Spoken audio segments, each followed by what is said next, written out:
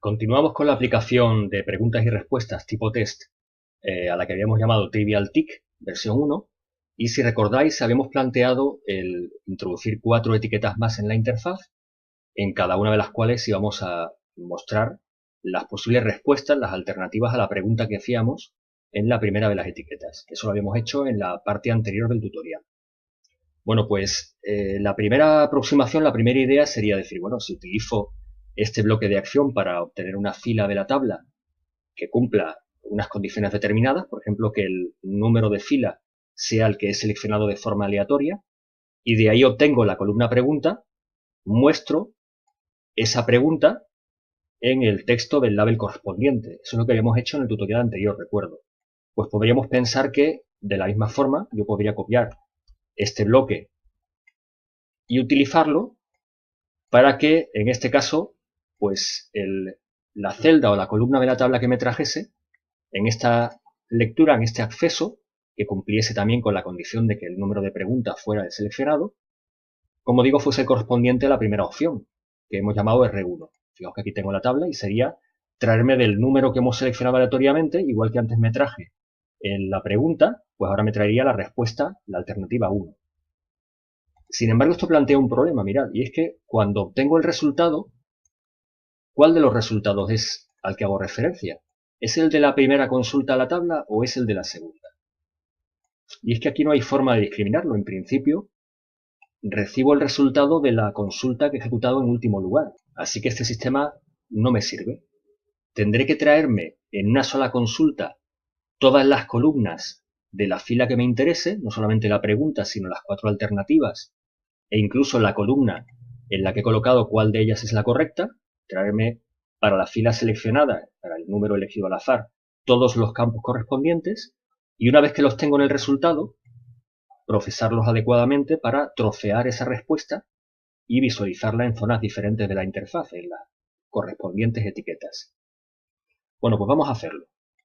Como digo, este sistema no nos va a servir y tenemos que modificar el código que tenemos para que no solamente nos traigamos, como hemos dicho, la columna pregunta, sino también la columna R1 y la columna R2, R3, la cuarta alternativa y también la que hemos llamado correcta. Vamos a verificar que los nombres de las columnas están bien escritos. Pregunta R1, R2, R3, R4 y correcta deben corresponderse con los nombres de las columnas pregunta, efectivamente, y correcta.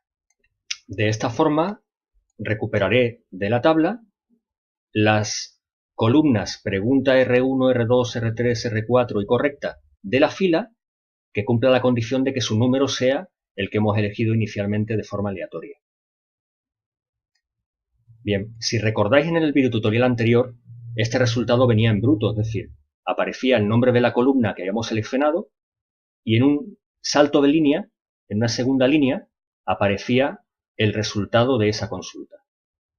Vamos a recordarlo mostrando solamente el resultado y vais a ver que ahora, como estamos seleccionando más de una columna, en la primera fila de este valor devuelto van a aparecer los nombres de estas columnas. Luego aparecerá el salto de línea y a continuación en la segunda línea el contenido de esas columnas, que es lo que estamos buscando. Pero en cualquier caso vamos a probarlo. Bueno, está cargando las preguntas y fijaos cómo en la primera fila aparece pregunta, R1, R2, etcétera, un salto de línea y a continuación ya aparece seguida la pregunta y las posibles respuestas, que serían 1, 4, 8 y 16 respectivamente, y finalmente cuál de ellas es la correcta, que sería la 1. Fijaos además que en la segunda fila donde aparecen la pregunta y las posibles respuestas están separadas por coma. Esto lo vamos a tener en cuenta luego a la hora de procesar. Vamos entonces a eliminar, igual que hicimos antes, la primera fila, partiendo el resultado en el punto en el que aparece el salto de línea, es decir, dividiendo esa cadena de texto en dos elementos de una lista, de los cuales nos vamos a quedar con el segundo, que sería la segunda fila. Pero ahora esa segunda fila no es directamente la pregunta, sino que contiene además las posibles respuestas y la respuesta correcta. Pero si os habéis fijado en la captura de pantalla de la aplicación, están separadas por coma estos resultados devueltos, así que podemos utilizarlos también para esa lista que me está devolviendo el segundo elemento, la segunda línea, volver a partirla, pero en este caso utilizando como elemento de división la coma, que hemos visto que es el carácter que divide a esas celdas. Y de esta lista a su vez que devuelve de elementos separados por coma, tomar en este caso para la pregunta, utilizando igual que hemos hecho antes el select list item, tomar el elemento número 1, que sería el correspondiente a la pregunta. De la misma manera, para las restantes etiquetas, utilizaríamos la misma construcción, pero tomaríamos el segundo elemento de la segunda fila. Acordaos que esto lo que nos devuelve es la segunda fila de la respuesta, que es la que contiene la pregunta, las 4 alternativas de respuesta y la correcta. Después de esa lista, volvemos a trocearla utilizando como separador la coma y nos quedaríamos con el primer elemento en el caso de la pregunta, con el segundo elemento en el caso de la respuesta 1, con el tercero en el caso de la respuesta 2 y así sucesivamente hasta la respuesta correcta. En este caso la respuesta correcta no la mostraríamos en pantalla. Bueno, vamos a modificar el interfaz para llamar a estas etiquetas de una forma más descriptiva, R1, R2, R3 y R4.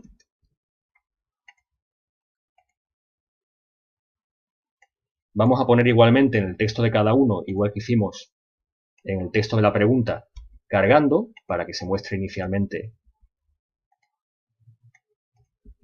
la situación en la que está.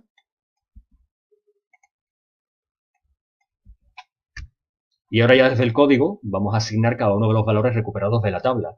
Como hemos comentado antes, de la misma forma que hemos hecho esto, podemos copiar este bloque, modificar porque ahora vamos a utilizar la respuesta 1 y el elemento de la lista de la segunda fila de esa cadena será la posición número 2, que es la correspondiente a la respuesta 1, que es la que estamos asignando, y así con cada uno. Vamos a completarlo y cuando terminemos lo probamos. R2, R3 y R4. Y si esta era la posición 2, esta es la 3, esta es la 4 y esta es la quinta posición. Y vamos a probarlo. Cargando las preguntas y ahí tenéis. ¿Veis cómo divide perfectamente? Aparece la pregunta en primer lugar y luego en cada una de las etiquetas las 4 alternativas. El siguiente paso ahora sería permitir al usuario que pudiera seleccionar una de las opciones disponibles, una de las 4 alternativas como respuesta correcta. Como no podemos pulsar sobre las etiquetas, pues lo que vamos a hacer es introducir unos botones al lado de cada etiqueta para que se pueda pulsar sobre ellos y así pues vincular esa respuesta. Bueno, ya sabéis que para colocar diferentes elementos alineados en la interfaz se suelen utilizar alineaciones de este tipo. Voy a colocar una tabla. En esta tabla, que va a tener 2 columnas, voy a introducir 4 filas para cada una de las 4 opciones. Voy a poner las etiquetas en la segunda columna.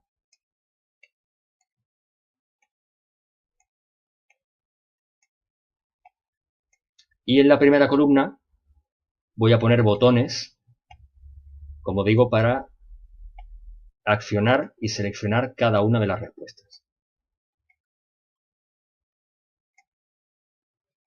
A estos botones voy a llamarlos, por ejemplo, A, B, C y D. Y vamos a hacer que muestren el mismo texto.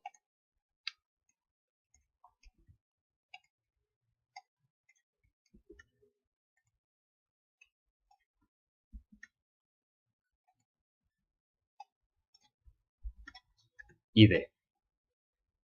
Vamos a ponerlo en negrita también.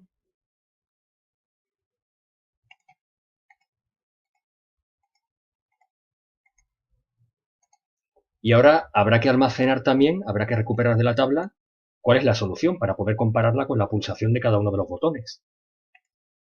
No podemos mostrar esa solución, pero sí podemos obtenerla, igual que hemos hecho con los demás elementos de la tabla. Voy a crear una variable global donde vamos a almacenarla.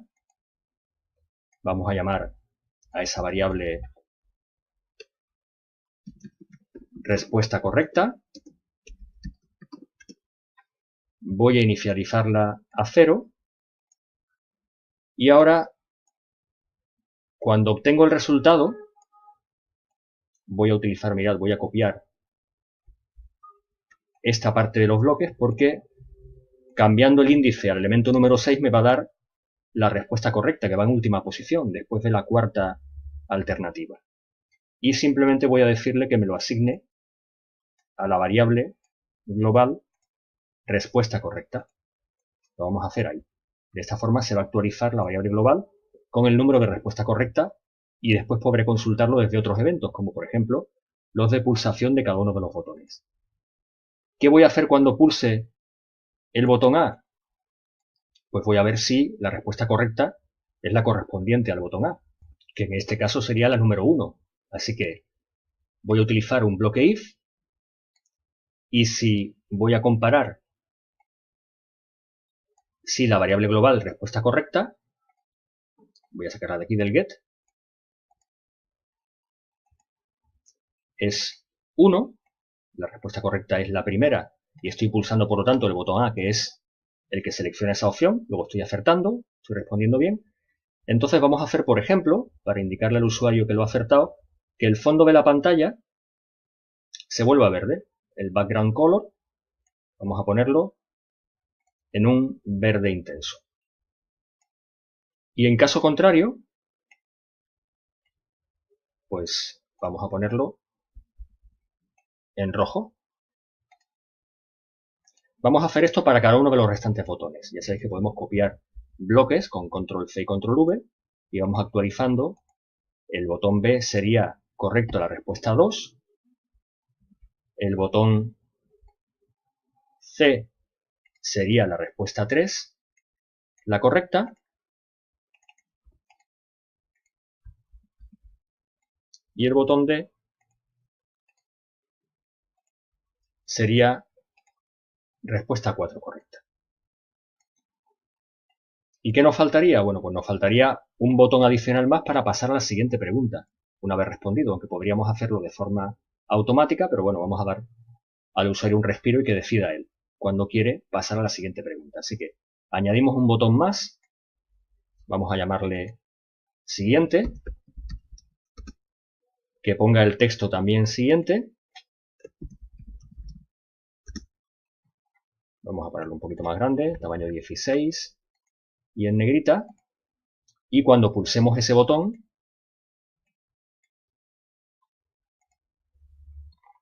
vamos a hacer que cargue la siguiente pregunta. De la misma manera que lo hicimos al iniciar la aplicación, tenemos el código aquí. De la misma forma, pues vamos a copiar esto aquí a la mochila para sacarlo aquí abajo, que es más cómodo. Sacamos este bloque de la mochila y vamos a utilizar el código que hay dentro del evento, eliminando el evento de inicializar. Con lo cual, cuando el usuario pulse en siguiente, se va a volver a solicitar un número aleatorio que se va a asignar de nuevo a la variable global y se va a recuperar de la tabla la fila correspondiente a ese número de pregunta. Con lo cual, empezaríamos otra vez. ¿Qué faltaría? Pues restablecer el color de la pantalla al color blanco. Vamos a probarlo.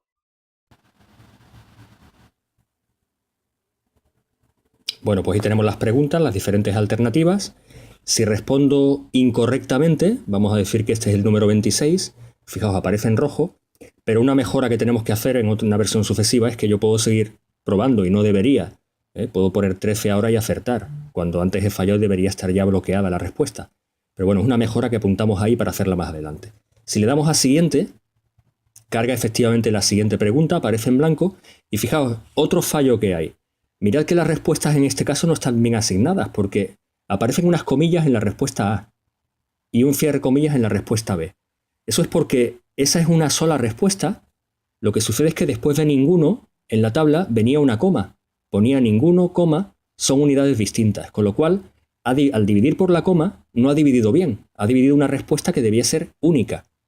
Cuando el Fusion Table, el control de Fusion Table detecta una celda con comas, o con algún carácter de este tipo, pone esa celda, la devuelve entre comillas, entrecomillada. Así que tengo de alguna forma que tener en cuenta eso y procesarlo correctamente, porque al haber partido por donde no debía, la última opción no aparece, no cabe, y esto ya no se procesa correctamente. ¿Veis? No hay ninguna respuesta correcta y no funciona bien.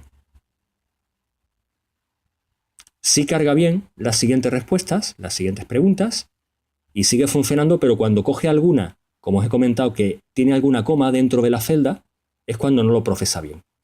Bueno, pues vamos a dejar aquí este tutorial y vamos a ver las posibles mejoras en el próximo.